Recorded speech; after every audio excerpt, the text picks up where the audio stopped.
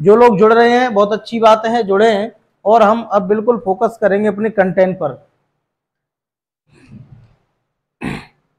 चलिए दोस्तों, जैसा कि मैंने आपसे बोला था,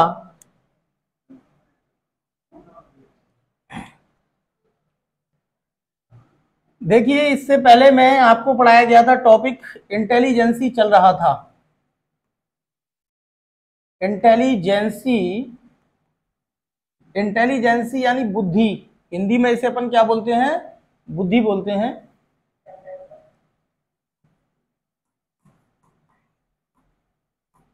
बुद्धि, बुद्धि में भी विद्यार्थियों, मैंने आपको इससे पहली क्लास में जेपी गिलफोर्ड साहब का बुद्धि का मॉडल पढ़ाया था। मैंने आपको जो गिलफोर्ड साहब का 3D मॉडल था इंटेलिजेंसी का, इस मॉडल पर अपन लोग चर्चा की थी इससे पहले वाली क्लास में।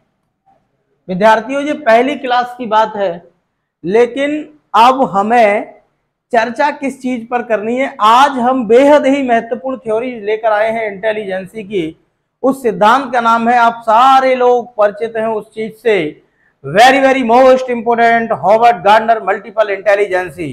गार्डनर का बहुआयामी और बहुबुद्धि का सिद्धांत, जो कि चाहे आपका सीटेट हो, चाहे आपका डीएसएसबी हो, चाहे आपका यूपी टेट हो, चाहे एमपी टेट हो, हर एग्जाम में 1 नंबर की भूमिका निभाता है यह सिद्धांत। तो इसलिए विद्यार्थियों, इस सिद्धांत को आज हम अपनी लाइव क्लास में लेकर के आए हैं। अब अपन शुरू करते हैं प्यारे बच्चों इंटेलिजेंसी टॉपिक में।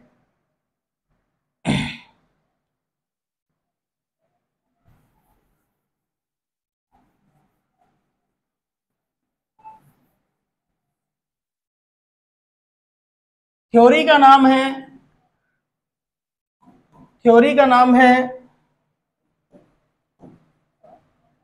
Multiple intelligence, multiple intelligence theory.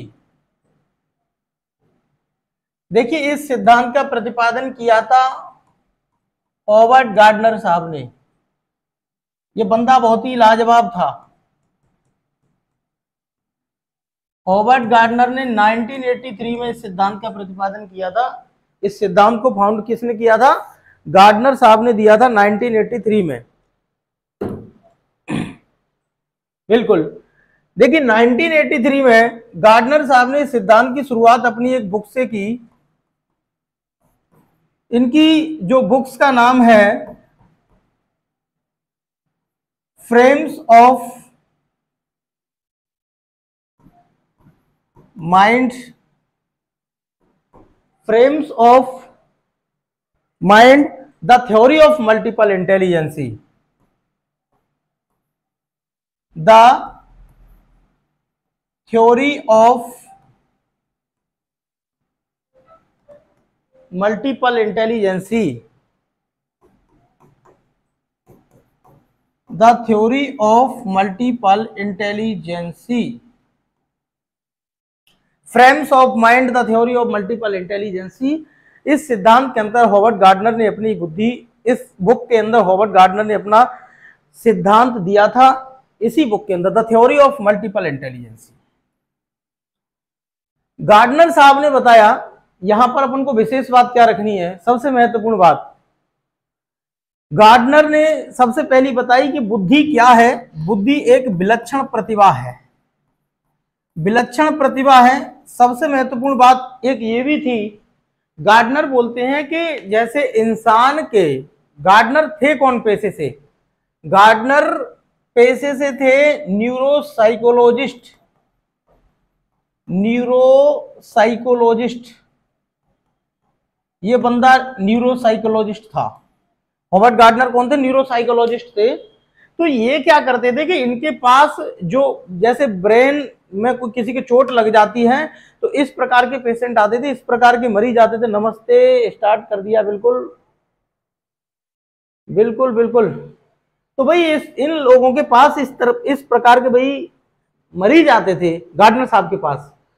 तो ये क्या करते थे, जैसे उनका असेस करते थे कि भाई जैसे किसी का आगे का ब्रेन का जो पार्ट है वो चोटिल हुआ, तो चोटिल होने के बाद फिर ये देखते थे कि भाई उस इंसान का बोल बंद हो गया, यानी उसने बोलना बंद कर दिया, लेफ्ट साइड में चोट लगी तो यानी किसी और क्वालिटी पर प्रभाव पड़ा। यानी कहने का मेरा मतलब यह है कि अलग अलग तरीके से इन्होंने अध्ययन किए और कई अध्ययनों के आधार पर इन्होंने एक बात स्पष्ट की कि जैसे बुद्धि के यानी मस्तिष्क के किसी एक हिस्से में यदि चोट लगती है, किसी एक हिस्से में यदि चोट लगती है तो इंसान की कोई एक विशिष्ट क्षमता ही प्रभावित होती है, एक क्षमता ही प्रभावित होगी, बाकी संपूर्ण बुद्धि पर कोई प्रभाव नहीं पड़ेगा। इनकी सबसे बड़ी प्रमुख बात है, मैं मुंह से बोल रहा हूं, दोबारा से फिर बोले देता हूं, आप नोट कर लेना। यानी इन्होंने एक बात ये कही थी कि जैसे मस्तिष्क के अगर किसी हिस्से में कोई चोट लग जाए तो वो चोट किसी विशिष्ट क्षमता को, किसी एक क्षमता को प्रभावित करेगी और अन्य संपूर्ण बुद्धि पर, इस पूरे संपूर्ण मस्तिष्क पर इस चीज का कोई प्रभाव नहीं पड़ेगा। यानी ये सबसे बड़ी विशेष बात थी इनकी। यानी अन्य इंटेलिजेंसी से इन्होंने उसके प्रभाव को, संपूर्ण इंटेलिजेंसी से प्रभाव को नहीं जोड़ा। देखिए विद्यार्थियों,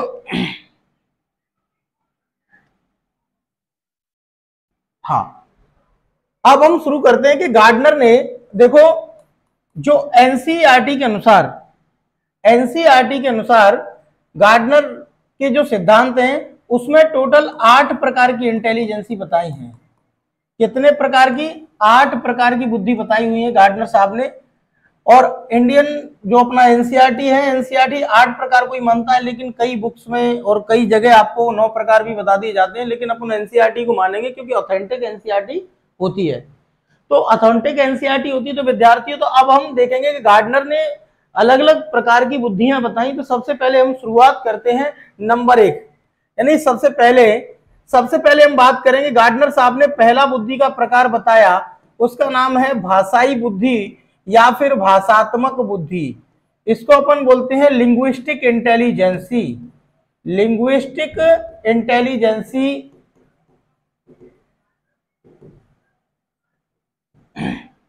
भाषाई बुद्धि या भाषात्मक बुद्धि, लिंग्विस्टिक इंटेलिजेंसी। गार्डनर साहब क्या कहते हैं? गार्डनर साहब बोलते हैं कि भाई इस बुद्धि के अंतर्गत कैसे लोग आते हैं जिनको अंदर क्या हो, भाषिक क्षमता हो। भाषिक का मतलब ये है, यानी कुल मिलाकर के इन लोगों को शब्दों से खेलना ये पसंद करते हैं, शब्दों से खेलना।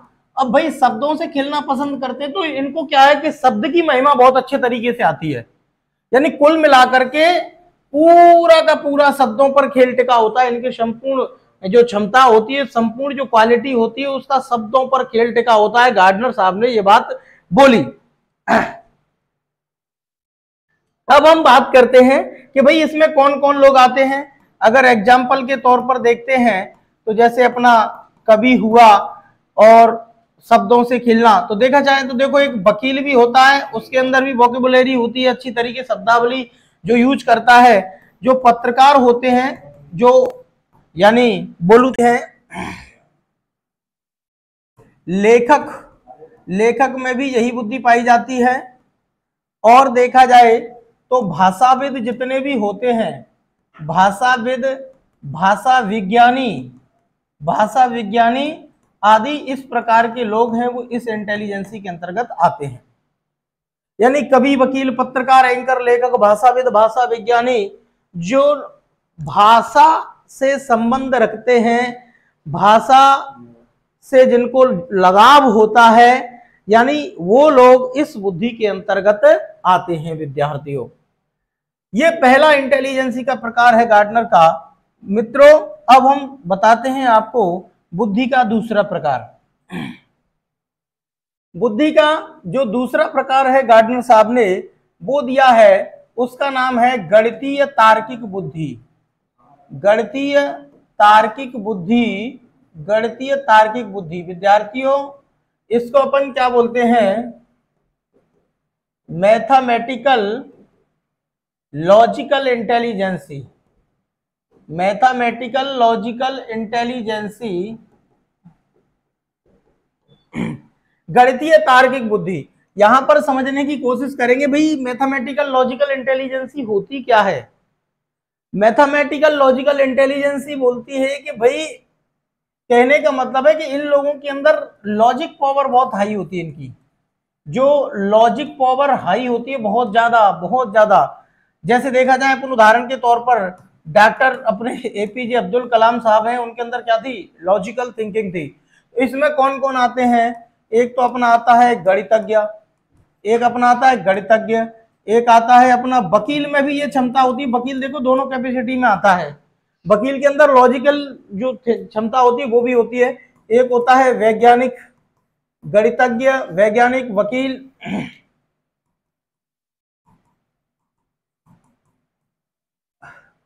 गणितज्ञ, वकील, वैज्ञानिक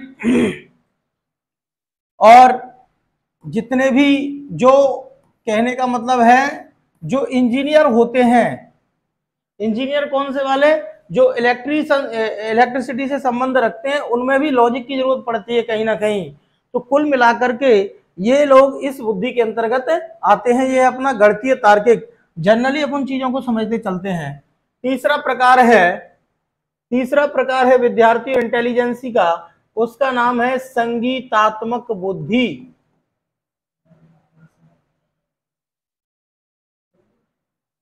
संगीतात्मक बुद्धि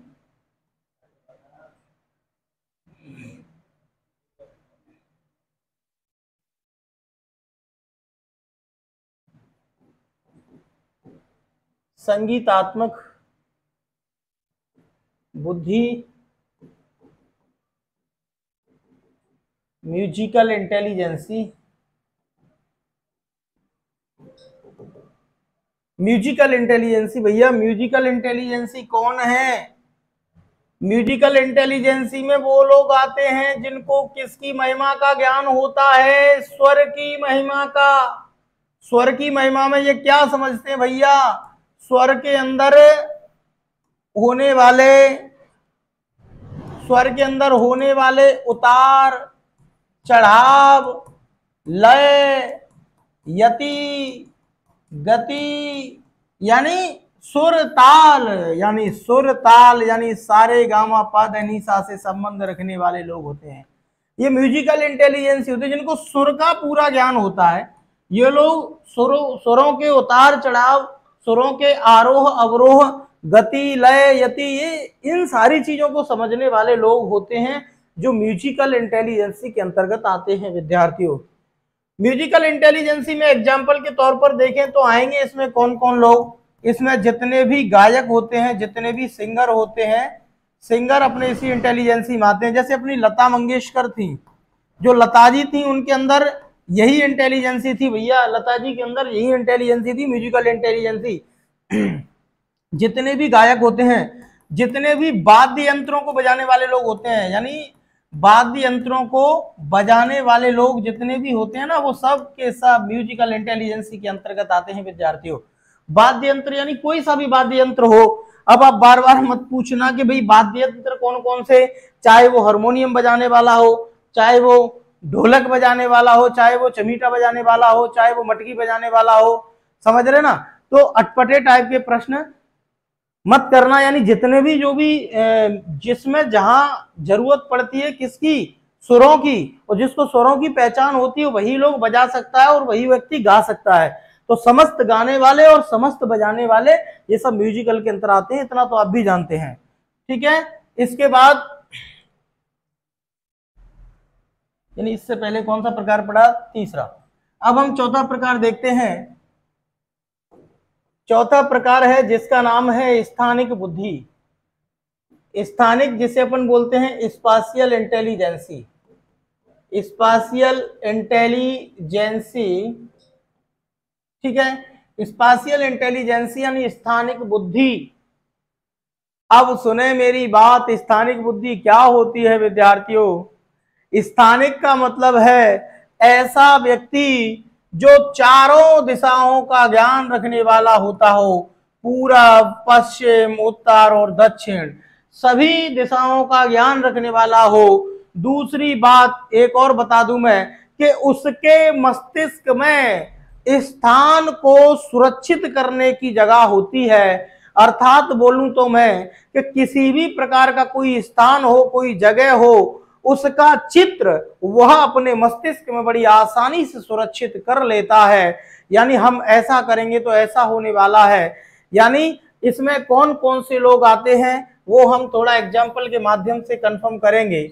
सबसे पहली बात, स्थानिक बुद्धि क्या होती है कि जिसको स्थान और दिशा की समझ हो वे लोग स्थानिक बुद्धि के अंतर्गत आते हैं विद्यार्थियों। जिसको किसकी समझ हो प्यारे विद्यार्थियों? जिसको स्थान की समझ हो, जिसको दिशा की समझ हो, वे सभी लोग किस में आते हैं? स्थानिक बुद्धि में आते हैं। एग्जाम्पल में अपन देखते हैं तो इसमें एक होता है नाविक, नाविक और इसको मतलब एक होता है नाविक, इसको नेविगेटर के नाम से भी पूछ लिया जाता है कई बार। तो नेविगेटर कोई मशीन नहीं है, बस इतना ध्यान रखना, ये इंसान है नेविगेटर। नेविगेटर, ठीक है, नाविक या नेविगेटर। मूर्तिकार, जितने भी मूर्ति बनाने वाले लोग होते हैं ना उनको स्थान का ज्ञान होता है भाई कि किसकी कान कहाँ बनाना है, नाक कहाँ बनाना है, टेढ़ा मेढ़ा नहीं हो जाए, बिल्कुल एकदम फिक्स होता है। जितने भी मूर्ति बनाने वाले होते हैं, मूर्तिकार हुआ, जितना भी चित्रकार हुआ, जितने भी शिल्पकार होते हैं, पत्थर पर काम करने वाले होते हैं जो डिजाइन वगैरह निकालते हैं, उनके अंदर भी स्पेशियल इंटेलिजेंस होती है। और देखा जाए तो जो छोटे मोटे जो आर्किटेक्ट होते हैं नहीं, वास्तुकार जिन्हें हिंदी में बोलते हैं, वास्तुकार, जो छोटे मोटे जो आर्किटेक्ट होते हैं जो डिजाइन वगैरह बनाते हैं, नक्शा वगैरह जो बनाते हैं नहीं, नक्शा वगैरह, वो भी अपने इसी इंटेलिजेंसी के अंतर्गत आते हैं। छोटे मोटे वास्तुकार होते हैं जो नक्शा बनाने का काम करते हैं, क्योंकि उनके अंदर भी स्थान की समझ होती है।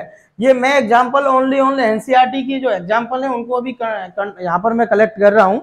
इसके बाद और देखा जाए तो इंटीरियर जो डिजाइनर होते हैं, जो आंतरिक सज्जाकार, देखो आंतरिक सज्जा पर इंसान कितना, तो डेकोरेशन वाले के अंदर पहले से ये समझ होती है कि यहाँ इस प्रकार के गुब्बारे लगाएंगे तो ऐसा दिखेगा, इस प्रकार की लाइट लगाएंगे तो ऐसा दिखेगा, इस प्रकार का वो करेंगे तो ऐसा दिखेगा। तो ये सारी चीजें इसके अंतर आती हैं। यानी जो आंतरिक सज्जाकार होते हैं उनके अंदर भी ये चीज पाई जाती है। और देखा जाए जो मानचित्रकार होते हैं, मानचित्रकार यानी जो मानचित्र पर कार्य करने वाले लोग होते हैं वो लोग भी इसी बुद्धि में आते हैं। पायलट, भैया पायलट भी इसी बुद्धि में आता है। वैसे पायलट बॉडीली काइनेस्थेटिक इंटेलिजेंसी में भी आता है, शारीरिक गतिज बुद्धि में भी आता है। और देखा जाए तो सर्जन, सर्जन जो होता है, जो ऑपरेशन वाला जो डॉक्टर होता है, और मैं बोलूं तो शल्य चिकित्सक भी एक बार नाम पूछा जा सकता है। जो शल्य चिकित्सक हैं वो भी इसी इंटेलिजेंसी में आते हैं।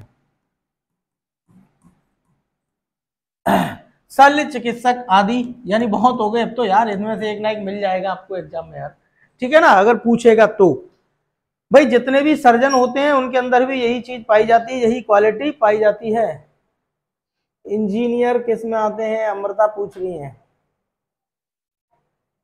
भाई देखो इंजीनियर भी अलग अलग टाइप के होते हैं। आप किस एग्जाम की बात, कौन से इंजीनियर की बात कर रही हूँ? निकिता जी नमस्कार, भैया बीके राम राम, नमस्ते बेटा, नमस्ते नमस्ते।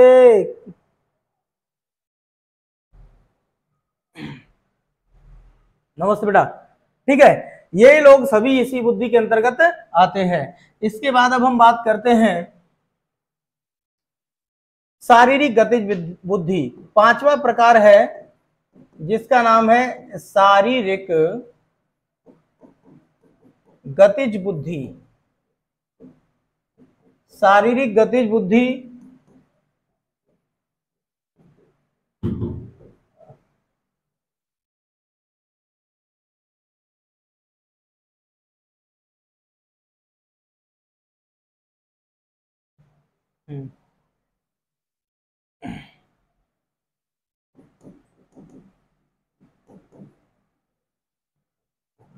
बॉडीली कनेस्थेटिक,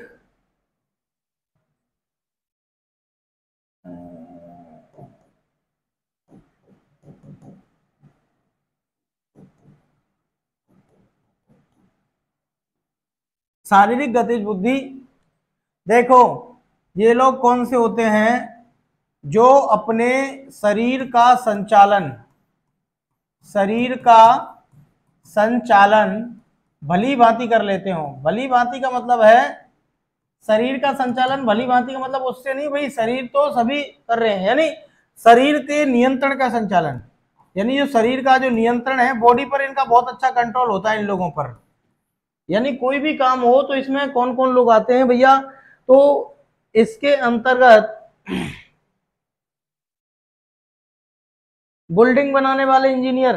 अच्छा, बिल्डिंग बनाने वाले जो इंजीनियर होते हैं, एक तो बिल्डिंग का नक्शा बनाने वाला होता है जो आर्किटेक्चर होता है। भाई रंजीत भाई नमस्ते, बिल्कुल रंजीत भाई नमस्कार, कैसे हो? बढ़िया है, जॉब वो बढ़िया चल रही है? बहुत बहुत बधाई हो। मैं आपको ऑनलाइन क्लास के माध्यम से बधाई देना चाहूंगा कि भाई आप हमारी लाइव क्लास से जुड़े हैं। पूरी दुनिया इस बात को देख रही है। बहुत ही परिश्रम किया था आपने जब आपने मध्य प्रदेश माध्यमिक शिक्षक आप बने हो मध्य प्रदेश में। हमें बहुत खुशी होती है भाई, आपका जीवन बड़ा संघर्ष भरा था रंजीत, बिल्कुल। तो भाई इनका नियंत्रण होता है, तो इसमें कौन कौन लोग आते हैं, इनके अपन एग्जाम्पल एक बार देखते हैं, इनमें कौन कौन से लोग आते हैं भाई। तो इनमें देखा जाए, एक आता है पहलवान। पहलवान होते हैं जितने भी जो पहलवान हैं, जो अभी भी देखो पहलवानों का मुद्दा देश में इतना चल रहा है भाई, धरने पर बैठे हुए हैं कि नहीं, वो सब शारीरिक गतिविधि में आते हैं। पहलवान हुआ, धावक दौड़ने वाला, हम दौड़ेंगे तो भाई इतना अच्छा नहीं दौड़ पाएंगे, लेकिन एक जो धावक होता है वो अपनी बॉडी को मेंटेन करके दौड़ता है, धावक होता है। एक मुक्केबाज होता है ना, मुक्केबाज, भाई शारीरिक गतिज बुद्धि नहीं होगी तो मुंह फोड़ लिया है वो पहली कुश्ती में ही, क्योंकि उसके अंदर बॉडी को कंट्रोल करने की क्षमता होनी चाहिए, कहाँ कैसे लड़ाई लड़नी है, कहाँ। पहलवान हुआ, धावक हुआ, मुक्केबाज हुआ। जो घुड़सवार होते हैं ना, घुड़सवार के अंदर भी शारीरिक गतिज बुद्धि होती है भाई। भाई घुड़सवार अगर अच्छी तरीके से घोड़े पर नहीं बैठेगा तो भाई वो गिर पड़ेगा, उसको क्या हो जाएगा, चोट लग जाएगी। पहलवान, धावक, मुक्केबाज, घुड़सवार। और देखा जाए तो यहाँ पर तैराक होते हैं, वो भी इसी बुद्धि के अंतर्गत आते हैं, ठीक है। और देखा जाए शारीरिक गतिज में जो शल्य चिकित्सक होते हैं, देखो जो शल्य चिकित्सक होते हैं वो वहां पर भी आता है। न्यूरो सर्जन वहां पर भी था स्थानिक में, क्योंकि उसे पता होना चाहिए कि कौन सी नस का स्थान कहाँ होता है, कौन सी नस का स्थान कहाँ होता है। इसलिए शल्य चिकित्सक या सर्जन में बोलूं तो ये हमने वहां पर भी पढ़े थे स्थानिक में, लेकिन मैं आपको शारीरिक गतिज में भी इस बात को पढ़ा रहा हूं। अब भाई शारीरिक गतिज में इस बात को क्यों पढ़ा रहा हूं मैं? सतीश टैगोर नमस्ते सतीश भाई, कैसी नौकरी चल रही है आपकी? अगर आप मुझे, रंजीत भाई कह रहे हैं अगर आप मुझे नहीं मिलते तो शायद मैं इस पोस्ट पर नहीं होता। अरे बेटा मेरा क्या है, वो तो सर मैंने तो थोड़ा बस आप लोगों को मार्गदर्शन दिया, बाकी मेहनत सब आपकी है। बस हमें खुशी होती है कोई हमारा शिष्य सिलेक्टेड कैंडिडेट जो इस तरीके से कहता है, चलो हमें खुशी है कि आप हमें कम से कम याद तो कर रहे हैं। जूली जी नमस्ते नमस्ते।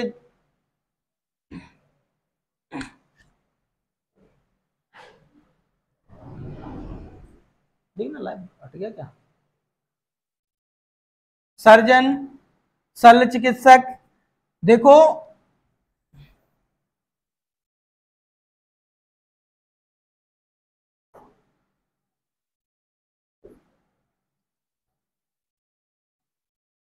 तैराक, शल्य चिकित्सक,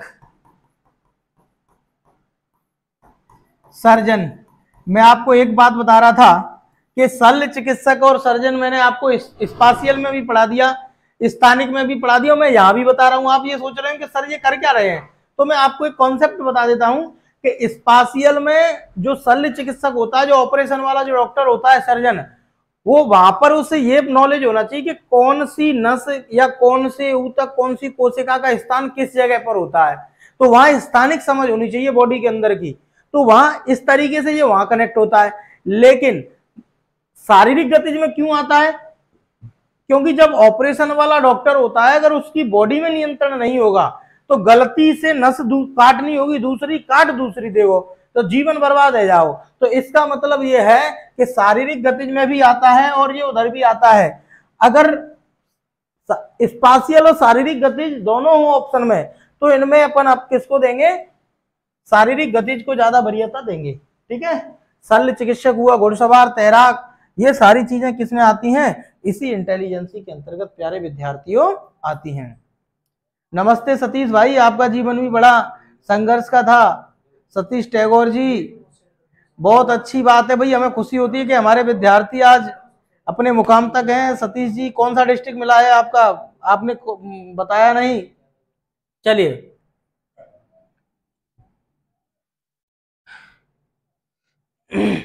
अब इसके बाद अपन बात करते हैं, अगला जो बुद्धि का प्रकार है वो है 6वें नंबर पे, उसका नाम है आंतर वैयक्तिक बुद्धि।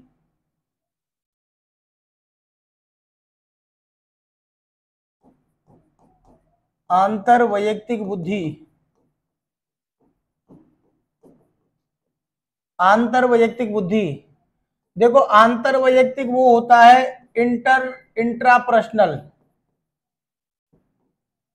एक होता है इंटरपर्सनल और एक होता है इंट्रापर्सनल। देखो, इंटरपर्सनल आंतर वैयक्तिक क्या होता है? आंतर वैयक्तिक वो है जो स्वयं को समझे, स्वयं के अंदर क्या है, स्वयं के अंदर क्या चल रहा है, उस चीज की समझ रखने वाले लोग हैं। वो सब किस में आते हैं विद्यार्थियों? वो सब इंट्रापर्सनल में आते हैं, स्वयं की समझ रखने वाले। इसको यानी सेल्फ इंटेलिजेंसी भी कहा जाता है। तो यानी स्वयं की समझ। अब स्वयं की समझ किस में होती है? स्वयं की समझ देखा जाए तो एक जो दार्शनिक होता है, जो फिलोसोफर होता है, उसको अपने आप में स्वयं की समझ बहुत होती है।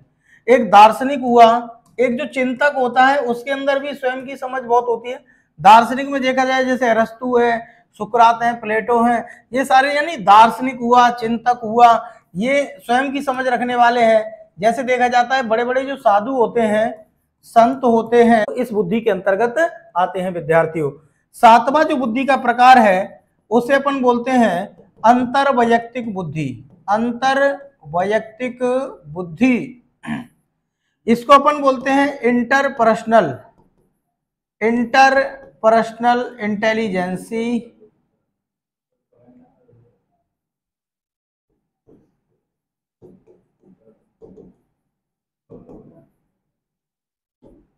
इंटरपर्सनल इंटेलिजेंसी, इंटरपर्सनल में कौन आते हैं?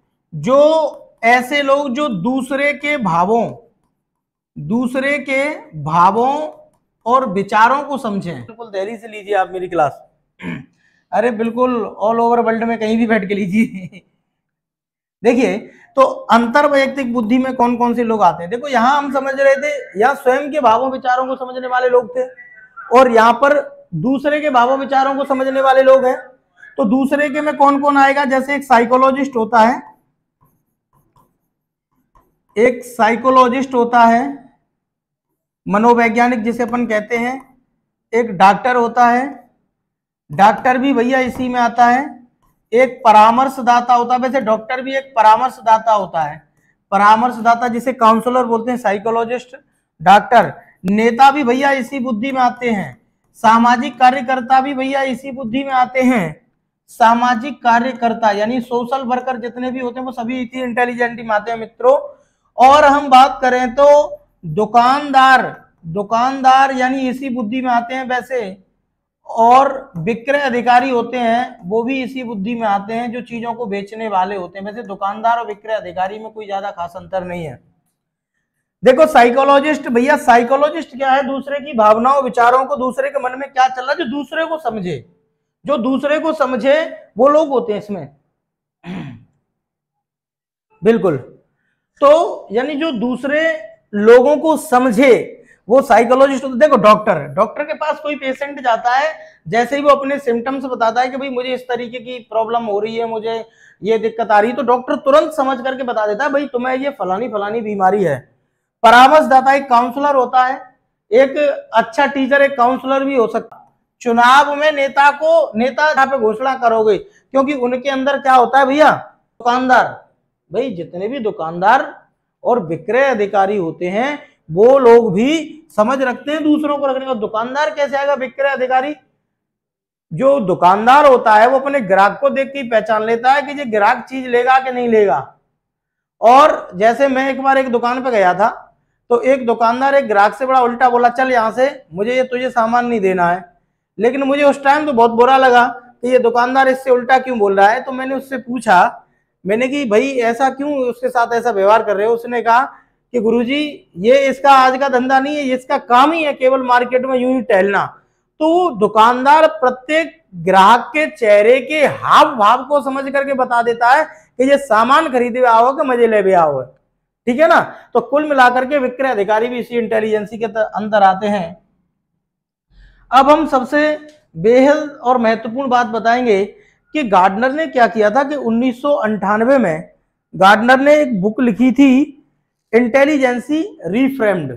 अब हम बात करते हैं 1998 की, यानी गार्डनर की एक बुक आई 1998 में।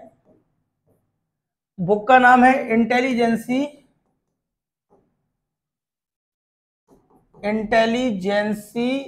रीफ्रेम्ड। इंटेलिजेंसी रीफ्रेम्ड भाई, इंटेलिजेंसी रीफ्रेम्ड में इन्होंने क्या बताया, बुद्धि का अपना 8वां प्रकार जोड़ दिया। कौन सा प्रकार जोड़ा, बुद्धि का 8वां प्रकार जोड़ा। और 8वां प्रकार अब हम पढ़ने के लिए जा रहे हैं, उसका नाम है प्रकृतिवादी बुद्धि। प्रकृतिवादी बुद्धि, प्रकृतिवादी बुद्धि।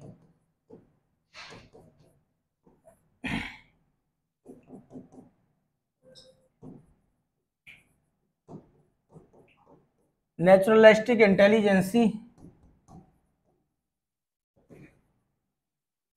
देखो प्रकृतिवादी बुद्धि, प्रकृतिवादी बुद्धि में कौन से लोग आते हैं, जिनको किसकी समझ हो भैया, जिसके अंदर समझ हो प्रकृति को पहचानने की, यानी प्रकृति को पहचानने की समझ हो कि प्रकृति क्या चाह रही है। जो प्राकृतिक समझ रखते हैं वे लोग इसी बुद्धि में आते हैं। वैसे देखा जाए तो इसमें जितने भी भौतिकविद होते हैं, जितने भी भौतिकविद हैं, जितने भी पर्यावरणविद हैं, जितने भी भौतिकविद हैं, जितने भी पर्यावरणविद हैं, और वनस्पति विज्ञानी जितने भी होते हैं, जितने भी वनस्पति विज्ञानी होते हैं, वो लोग भी इसी में आते हैं। और देखा जाए तो जो मौसम वैज्ञानिक होते हैं, मौसम वैज्ञानिक भी हमारा इसी बुद्धि के अंतर्गत आता है। जितने भी सौंदर्य प्रेमी लोग होते हैं, जो सुंदरता से प्रेम करते हैं, सौंदर्य प्रेमी में एक अपना जो सैलानी होते हैं, सौंदर्य प्रेमी भी इसी बुद्धि में आते हैं। और देखा जाए तो हमारा जो किसान है भैया, किसान भी इसी बुद्धि के अंतर्गत आता है। ये अपना था बुद्धि का 8वां प्रकार हॉवर्ड गार्डनर के अनुसार। विद्यार्थियों, एनसीईआरटी तो इसी बात की तवज्जो देती है कि भाई एनसीईआरटी ने केवल बुद्धि के कितने 8 प्रकार माने हैं, तो ये अपना 8वां प्रकार होता है। लेकिन आपको केवल एक एक्स्ट्रा के लिए मैं बता देता हूं, इंटेलिजेंसी का 9वां प्रकार।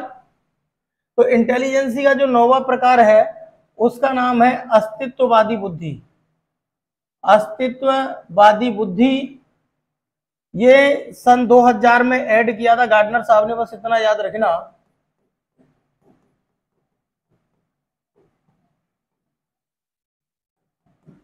एक्सिस्टेंशियल इंटेलिजेंसी, अस्तित्ववादी बुद्धि। अस्तित्ववादी में कौन लोग आते हैं भैया, अस्तित्ववादी में वो लोग आते हैं जो जीवन एवं मृत्यु, इन दोनों के बीच में क्या सीक्रेट है, क्या रहस्य है, जो जीवन और मृत्यु के बीच में क्या रहस्य है, जीवन और मौत के बीच में छिपे रहस्य को जानने की समझ रखते हैं, वो लोग अस्तित्ववादी बुद्धि में आते हैं कि भाई जिंदगी और मौत के बीच में वास्तविकता में वैसे है क्या। ये इस प्रकार की समझ रखने वाले लोग हैं, वो इस बुद्धि के अंतर्गत आते हैं। इसमें केवल 2 ही लोग आते हैं, एक आता है अपना दार्शनिक और एक आता है अपना चिंतक। कौन कौन से लोग आते हैं इसमें एग्जाम्पल में केवल अपन इतना लिखेंगे, एक आता है अपना दार्शनिक और दूसरा अपना आता है चिंतक। केवल 2 ही एग्जाम्पल हैं। ये गार्डनर इंटेलिजेंसी के हम 9 प्रकारों की चर्चा कर चुके हैं। विद्यार्थियों, अगली वीडियो में हम छोटी सी क्लास में लेकर के आएंगे हॉवर्ड गार्डनर की इंटेलिजेंसी की आलोचनाएं, उसके बाद इसी प्रकार से छोटी छोटी क्लास में हम सारे टॉपिकों को, सारे सिलेबस को, सारे कोर्स को हम पढ़ेंगे। और जो दिल्ली में जो एमसीडी जो DSSB का एग्जाम होने वाला है उसके लिए भी तैयार रहें। उसमें तुम्हारा साइकोलॉजी अकेला 100 नंबर का है भैया, 200 में से, यानी यहाँ बहुत तगड़ी लूट है। अगर DSSB में अगर आप कोशिश करते हैं तो 200 में से केवल साइकोलॉजी 100 नंबर की है। और मैं ऐसी आशा करता हूं कि आप मेरे द्वारा अगर पढ़ोगे तो मुझे पूर्ण विश्वास है, मुझे कहने की जरूरत नहीं कि आप कितना परफॉर्मेंस कर पाओगे। सोच लीजिए, ये आपके पास बहुत अच्छा समय है। दोस्तों, आज की क्लास में बस हम इतना ही पढ़ाएंगे। अगली क्लास में मिलते हैं अगले कॉन्सेप्ट के साथ। जब तक के लिए नमस्कार, जय हिंद, जय भारत।